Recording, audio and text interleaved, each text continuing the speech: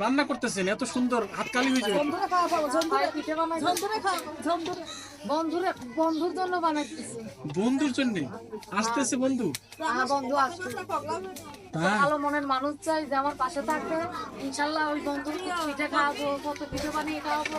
তাই? আচ্ছা, আপনার নামটা কি? চাঁদনি ভাই। চাঁদনি। বা অনেক সুন্দর নাম। এই নামটা কে রাখছে? মা। মা। হুম, আচ্ছা, বাবা নেই? বাবা নাই। আচ্ছা, আপনি পড়ালেখা করছেন কতদূর? ভাই আছে অল্প কিছু, মনে হয় যে চলার মতন। আচ্ছা, তো এখন আসলে এত সুন্দর মানুষ এই যে রান্না করতেছেন, তো এখানে তো আপনার হাত এবং চেহারা কালো হয়ে যাবে।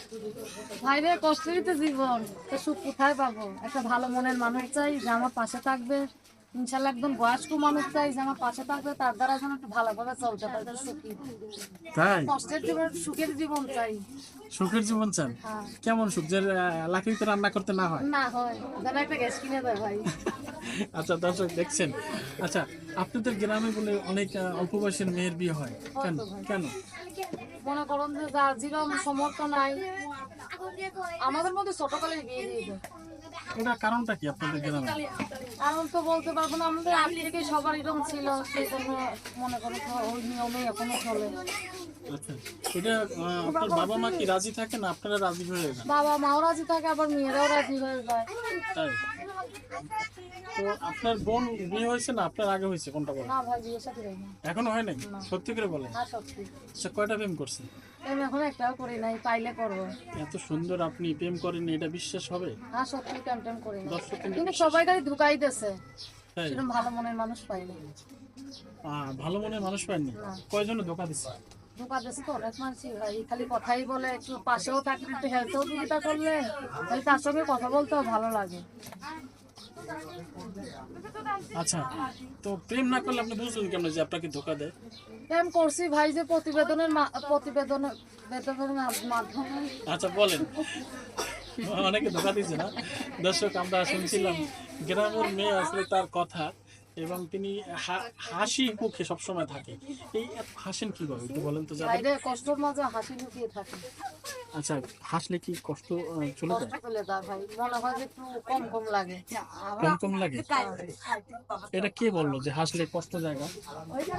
মনে করো যে হাসির আড়ালেও মানুষের কষ্ট থাকতেই পারে, জীবনটা সুখের না যে সবসময়। আচ্ছা, এই পর্যন্ত কয়টা প্রস্তাব পেয়েছেন একটু বলেন? প্রস্তাব তো ভাই পাইছি, থাকে না। থাকে না? কি নেই আপনার কাছে যে থাকে না? আমি তো জানি না ভাই, হ্যাঁ, আমি তো জানি না। এখন আমার কাছে ভালোবাসা আছে যে থাকবে, ইনশাল্লাহ আমি তারা ভালোবাসা দিয়ে রাখবো। আপনি এত সুন্দর, আসে না কোনো কারণ আছে অবশ্যই? ভাই রে, কোনো কারণ নাই, হয়তো আমার থেকে সুন্দর নিয়ে পায়, তার কাছে চলে গেছে। আপনার তো সুন্দর মেয়ে আছে, আপনি তো নায়িকা হতে পারছেন। না ভাই, আমার এগুলো হওয়ার ইচ্ছে নেই। তাই? গান পারেন? আমি চাই একজন ভালো মানুষ। আপনি গান গাইতে পারেন? আচ্ছা যাই হোক, আমরা গান শুনবো অন্য সময় নাকি? অন্য এক সময় আগে